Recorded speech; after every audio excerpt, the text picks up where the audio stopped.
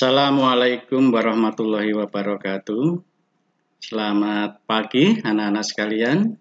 Bagaimana kabar kalian? Alhamdulillah semuanya dalam keadaan sehat walafiat.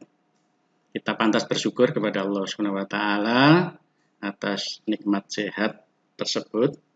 Karena dengan nikmat sehat itu kita bisa melakukan aktivitas apa saja. Salah satunya ya kita belajar pada hari ini. Baik anak-anak sekalian, terlebih dahulu Bapak juga ingin mengucapkan selamat terlebih dahulu kepada kalian telah naik kelas. Sekarang duduk di kelas 8. Pasti perasaan kalian gembira, bahagia bisa naik kelas. Nah, untuk mewujudkan kebahagiaan itu, tambahi semangat belajar kalian.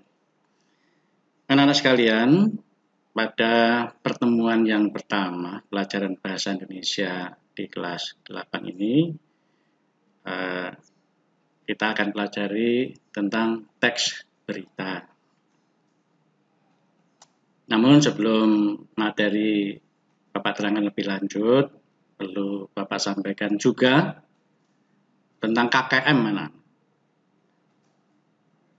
Kriteria ketuntasan minimal, artinya nilai minimal yang harus diraih setiap siswa untuk dikatakan berhasil dalam pelajaran, yaitu 71.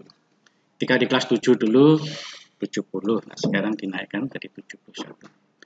Baiklah anak-anak, kita mulai ke materi pelajaran tentang teks berita. Dalam pelajaran teks berita ini ada 4 kompetensi yang akan dituju. Yang pertama yaitu mengidentifikasi unsur-unsur teks berita. Yang kedua, menyimpulkan isi teks berita. Yang ketiga, menelaah struktur dan kaidah kebahasaan teks berita. Dan yang terakhir, yang keempat adalah menyajikan data dan informasi dalam bentuk teks berita. Namun pada kesempatan hari ini nanti hanya akan kita raih satu kompetensi dulu, yaitu mengidentifikasi unsur-unsur teks berita.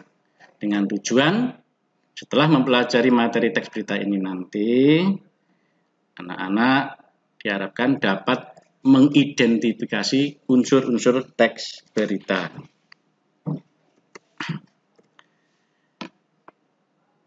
Apa yang dimaksud dengan unsur-unsur teks berita? Unsur-unsur teks berita adalah unsur-unsur yang mendukung dari dalam sebuah teks berita. Pada umumnya, teks berita memiliki unsur-unsur yang meliputi 5W plus 1H. Yaitu 1. What, 2. Where, yang ketiga when, 4. Who, 5. Why, dan yang keenam how. What adalah apa peristiwa yang terjadi. Where, di mana peristiwa itu terjadi. When, kapan peristiwa itu terjadi. Who, siapa yang terlibat dalam peristiwa. Why, mengapa peristiwa itu terjadi. Dan how, bagaimana peristiwa itu terjadi. Keenam unsur tersebut sering diringkas dengan sebutan adik Simba. Ini lebih mudah untuk mengingat.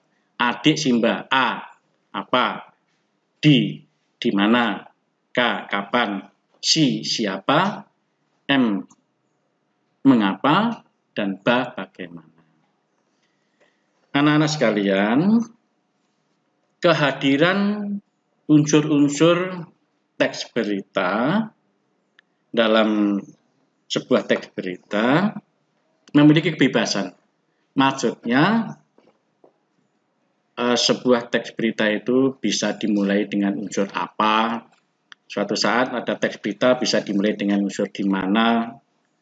atau dimulai dengan unsur kapan atau unsur yang lain.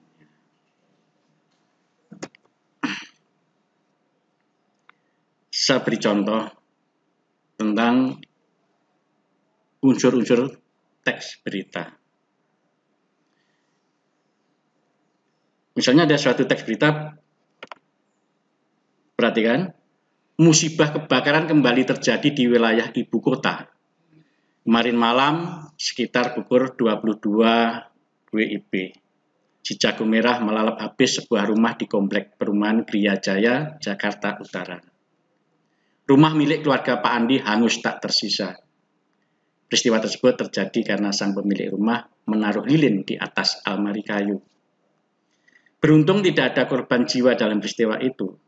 Namun kerugian materi yang dialami keluarga Pak Andi ditaksir mencapai ratusan juta rupiah, ditambah dokumen penting seperti akta tanah, ijazah, dan surat-surat penting lainnya yang ikut ludes terbakar. Unsur-unsur teks berita di atas dapat diuraikan sebagai berikut. 1. Unsur apa? Yaitu peristiwa kebakaran rumah. 2. Kapan?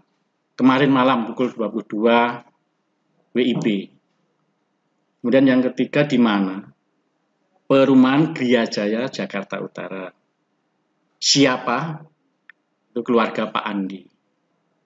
Yang kelima, mengapa? Menaruh lilin di atas almari kayu. Dan yang keenam, bagaimana? Unsur bagaimananya adalah tidak ada korban jiwa, tapi kerugian materi cukup besar. Bagaimana anak-anak?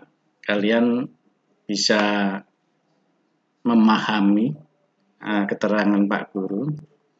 Jadi tentang suatu teks berita itu didukung oleh normalnya yaitu 6 unsur tersebut.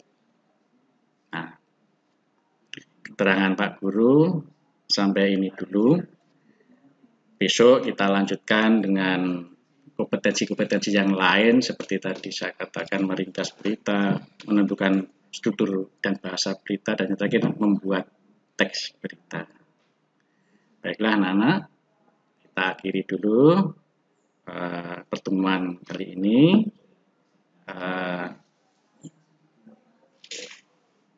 Dan selamat siang. Assalamualaikum warahmatullahi wabarakatuh.